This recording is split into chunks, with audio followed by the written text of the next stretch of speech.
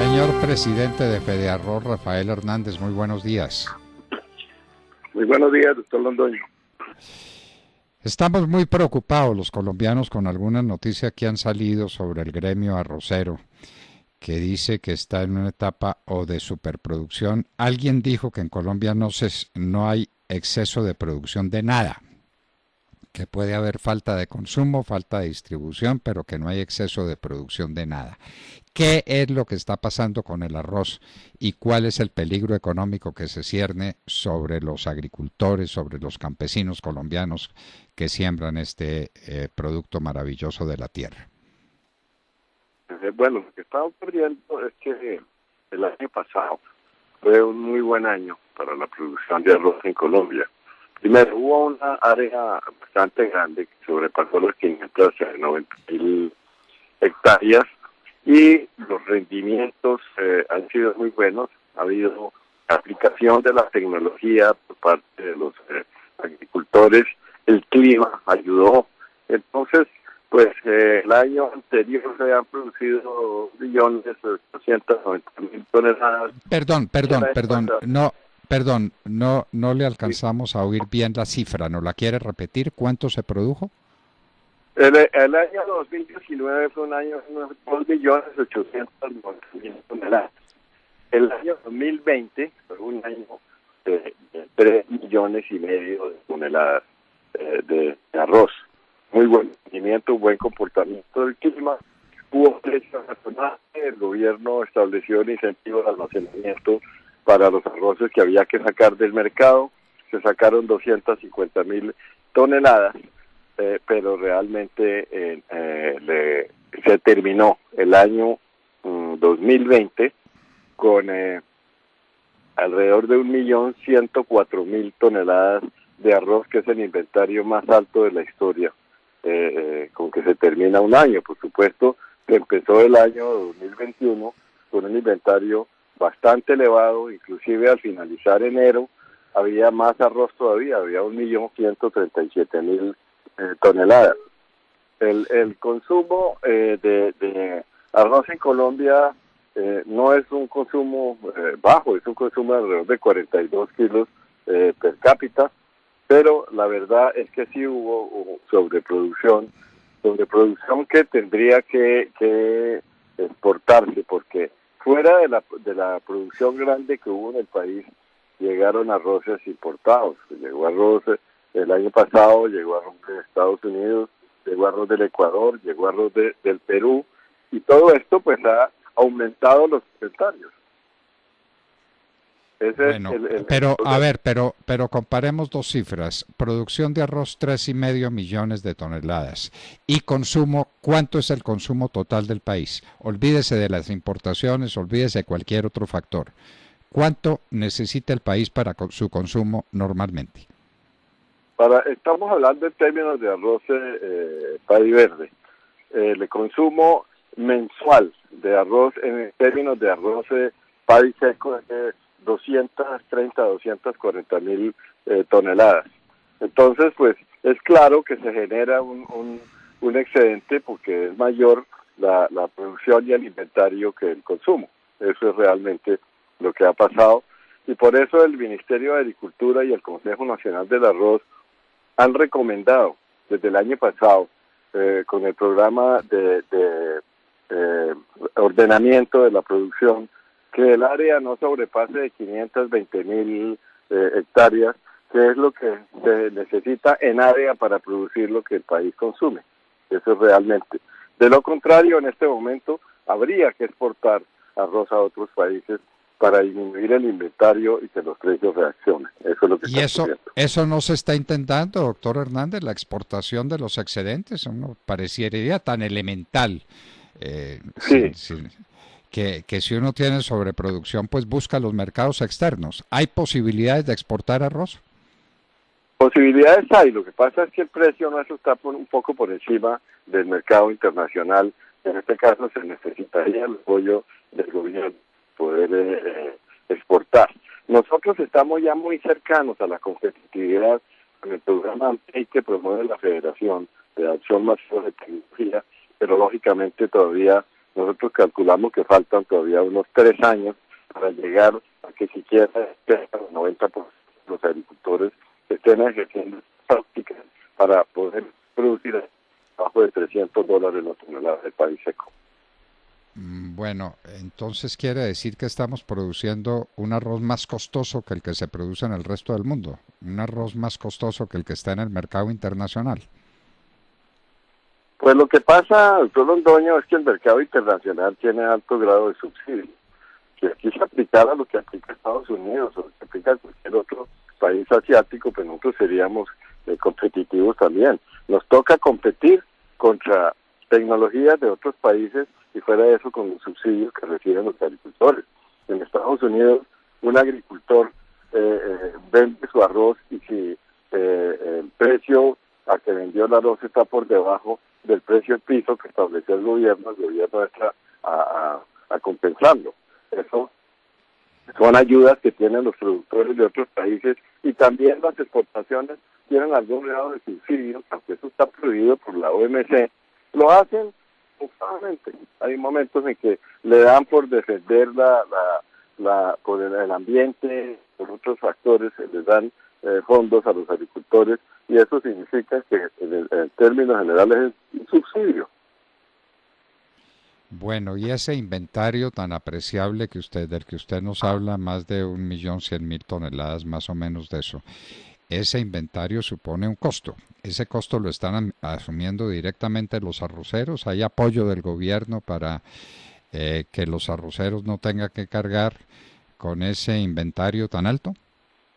Ese inventario está en manos de la industria, en este caso los molinos de arroz.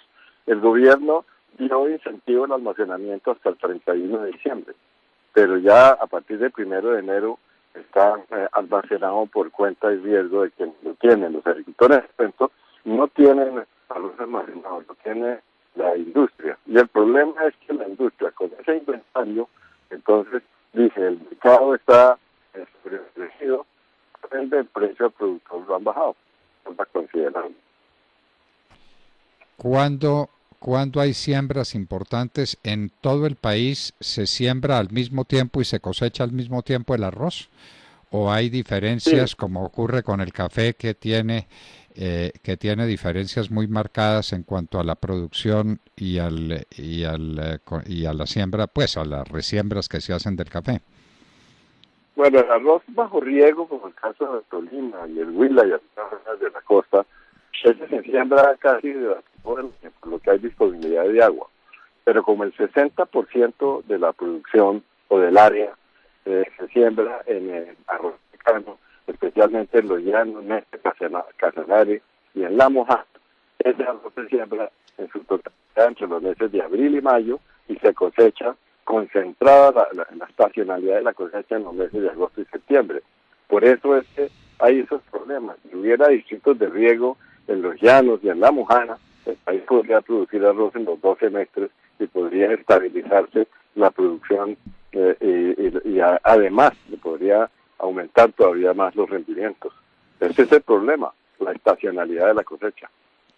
Pero entonces ese inventario del que usted habla es el inventario que vamos a consumir los colombianos de acá a la fecha de la próxima cosecha, que es para mediados del año. Sí, señor, eso se está y se calcula que llegue al mes de 30 de junio con un inventario alrededor de unas 500.000 toneladas, que todavía sigue siendo un inventario muy alto, porque un inventario razonable para el 30 de junio debe rondar máximo unas 300.000 toneladas, que es el consumo más o menos de un mes y medio. Entonces vamos a tener un inventario más alto y ese inventario más alto supone un costo y eso significa menores precios para el productor y entonces es muy posible que muchos productores se abstengan de sembrar arroz en este año, doctor Hernández. Pues el ministerio ha estado planteando junto con el Consejo Nacional del Arroz que el área no sobrepase las 520.000 hectáreas para que no se genere semejante excedente. Esperamos que los agricultores lo hagan. Sobre todo que ahora hay alternativas, doctor Londoño, que el maíz y la soya en este momento tienen unos precios muy buenos. China se volvió un comprador muy importante de maíz Y yo considero que el maíz se vuelve una alternativa de diversificación con el arroz, como lo fue otrora el algodón con el arroz. Siempre el algodón le quitaba área al arroz y entonces había mejores precios, tanto para el algodón como para el arroz. Ahora ese caso se puede repetir, pero con el maíz. La recomendación que hemos hecho es que los agricultores en las zonas en que se pueda sembrar el maíz, lo siembren para que ganen en el maíz y ganen en el arroz. Y no se pongan a sembrar exceso de área en arroz, que lógicamente va a tener precio muy barato en la época de la cosecha. Sí, el problema es que cada arrocero tiene que tomar su decisión individual sin saber qué va haciendo, qué va a hacer el vecino, qué van a hacer los arroceros de otros lugares del país. Entonces eso es muy difícil de coordinar, ¿no? Pero lo cierto es que el país tiene un déficit muy serio, diríamos que alarmante en la producción de maíz. Y estamos importando una cantidad muy grande de maíz y estamos importando en total millones de toneladas de alimentos. Es una cosa de manejar razonablemente las áreas, pero eso es muy difícil porque, insistimos, las decisiones de siembra las toma cada productor en particular. Pues una pero gran tarea. Sí, la toma en base a cómo está el mercado. Y en este momento se prevé que va a haber buen precio el maíz todo el año y hay interés de la industria de concentrados en Colombia a adquirir la cosecha. Se está haciendo agricultura por contrato, algunas empresas. No soy yo el representante de los maiceros, pero los arroceros generalmente rotan arroz con maíz. Y me parece esto una bonita oportunidad para que hagan diversificación y se evite una sobreoferta demasiado grande para la cosecha de arroz. Bueno, gran tarea para Fediarroz, ¿no? Sí, señor, así es. De manera que no va a tener usted tiempo para aburrirse este año, doctor Hernández. Ay, yo creo que así va a ser un poco complicado, difícil, y con esta pandemia, pues esto no faltan los problemas todos los días, pero para eso estamos, doctor Londoño, ya vamos. Claro. Y los agricultores han sido los grandes héroes en esta pandemia, porque mire usted, pues, la tragedia para la humanidad que ha sido la pandemia, y en Colombia la producción agrícola fue suficiente y no hemos tenido déficit. Y, por ejemplo, podemos comer arroz e ir a comprarlo en la tienda y ahí está el arroz. ¿Resultado de qué? Del enorme esfuerzo de los campesinos colombianos y de la vocación agrícola de este país, que es muy alta y que pudiera ser mucho mejor todavía, ¿no? Sí, señor, así es. Doctor Rafael Hernández, presidente de Fediarroz, muchísimas gracias por acompañarnos en la hora de la verdad. A usted muy amable, que esté muy bien. Bueno, en el papel las cosas son muy fáciles, ¿no? Si va a haber superproducción de arroz, pues no sembrar sino 500 y tantas mil hectáreas, pero eso ¿cómo se coordina? ¿Y a quién se le dice que siembre y a quién se le dice que no siembre? Eso lo hace la mano oculta del mercado. ¿El mercado es capaz de componer eso? Pues hay momentos en que esa mano no funciona tan automáticamente y se produce o bien un déficit en la producción o un superávit que lleva a lo que dice el doctor Hernández, a un exceso de abastecimiento que supone que se están guardando inventarios muy importantes de arroz que tienen un costo y la industria arrocera va a estar gravada por ese costo. Rafael el caso Hernández. Es que nos sigue afectando, doctor Fernando, el caso es que nos sigue afectando la importación de arroz de Estados Unidos, de Perú y del Ecuador. En menor medida, pero nos sigue afectando. Que eso sí es incomprensible. Pero ese es el resultado de que tenemos unos costos de producción superiores a los que tiene el mercado. Porque si fuéramos competitivos y tuviéramos los mismos costos, no estaríamos importando. Aunque dice el doctor Hernández, el problema no son los costos, sino los subsidios. Los subsidios encubiertos que se le da a los productores de arroz en otras partes para que estén en condiciones de vender en el mercado internacional a precios inferiores a los que son sus costos reales. Así es. Ah, bueno, muy bien. Interesante tema, ¿no? Así es. El presidente de Fedearroz, Rafael Hernández, estaba con nosotros en la hora de la verdad.